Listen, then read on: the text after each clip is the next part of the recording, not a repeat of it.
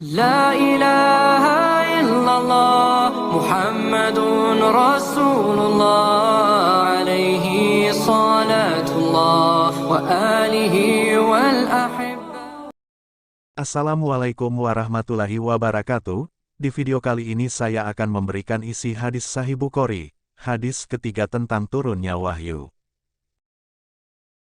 Telah menceritakan kepada kami Yahya bin Bukair, ia berkata, telah menceritakan kepada kami, dari Al-Laits, dari Ukail, dari Ibnu Syihab, dari Urwah bin Az-Zubair, dari Aisyah ibu kaum mukminin, bahwasanya ia berkata, permulaan wahyu yang datang kepada Rasulullah Shallallahu Alaihi Wasallam adalah dengan mimpi yang nyata dalam tidur.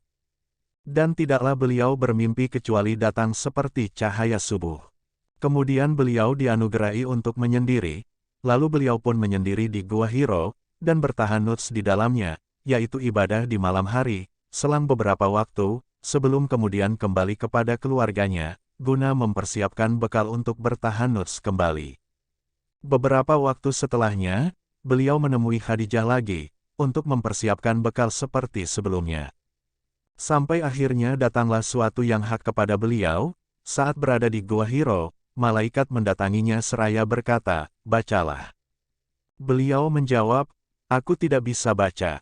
Nabi Shallallahu Alaihi Wasallam menjelaskan, maka malaikat itu memegangku dan memelukku sangat kuat hingga aku tak berdaya, kemudian melepaskanku dan kembali berkata, bacalah. Beliau menjawab, aku tidak bisa baca. Malaikat itu memegangku kembali dan memelukku untuk kedua kalinya, dengan sangat kuat hingga aku tak berdaya lalu melepaskanku, dan kembali berkata, bacalah. Beliau menjawab, aku tidak bisa baca. Kemudian malaikat itu memegangku kembali, dan memelukku untuk ketiga kalinya dengan sangat kuat, hingga aku tak berdaya, lalu melepaskanku seraya berkata, bacalah dengan menyebut nama Tuhanmu yang menciptakan, Dia telah menciptakan manusia dari segumpal darah. Bacalah, dan Tuhanmulah yang maha pemurah.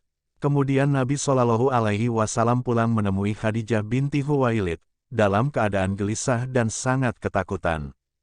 Beliau bersabda, selimuti aku, selimuti aku. Beliau pun diselimuti hingga hilang ketakutannya. Lalu beliau menceritakan peristiwa itu kepada Khadijah, aku sangat mengkhawatirkan diriku. Maka Khadijah berkata, demi Allah, Allah tidak akan menghinakanmu selamanya, karena engkau adalah orang yang menyambung silaturahim, seorang yang jujur dalam tutur kata, menolong yang lemah, memberi kepada orang yang tak punya, engkau juga memuliakan tamu dan membela kebenaran. Petik 2. Khadijah kemudian mengajak beliau untuk bertemu dengan Warakah bin Naufal bin Asad bin Abdul Uzza, putra paman Khadijah, yang beragama Nasrani di masa jahiliyah. Ia juga menulis buku dalam bahasa Ibrani, juga menulis kitab Injil dalam bahasa Ibrani dengan izin Allah. Saat itu Warakah sudah tua dan matanya buta. Khadijah berkata, wahai putra pamanku, dengarkanlah apa yang akan disampaikan oleh ponakanmu ini. Warakah berkata, wahai ponakanku, apa yang tengah engkau alami? Maka Rasulullah Shallallahu Alaihi Wasallam menuturkan peristiwa yang dialaminya. Warakah berkata, ini adalah namus, seperti yang pernah Allah turunkan kepada Musa. Duhai seandainya aku masih muda dan aku masih hidup saat engkau nanti diusir oleh kaummu.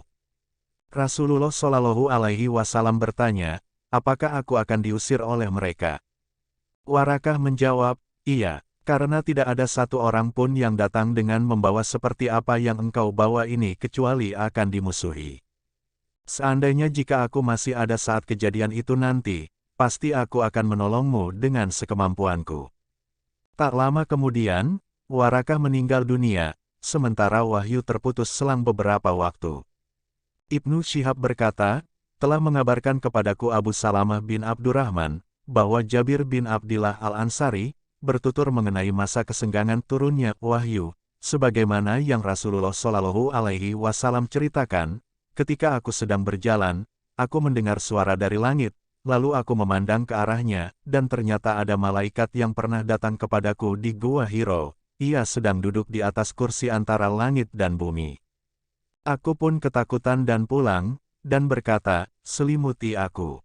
Selimuti aku. Maka Allah Ta'ala menurunkan wahyu, wahai orang yang berselimut, bergegaslah dan berilah peringatan, sampai firman Allah, dan berhala-berhala itu, tinggalkanlah. Sejak saat itu wahyu terus-menerus turun berkesinambungan. Hadis ini juga diriwayatkan oleh Abdullah bin Yusuf dan Abu Sholih juga oleh Hilal bin Radat dari As-Zuhri. Dan Yunus berkata, dan Mamar menyepakati bahwa ia mendapatkannya dari As-Zuhri. Terima kasih sudah menonton video kami. Jangan lupa like dan share videonya. Dan jangan lupa juga tekan subscribe ya. Sampai jumpa di video selanjutnya. Assalamualaikum warahmatullahi wabarakatuh.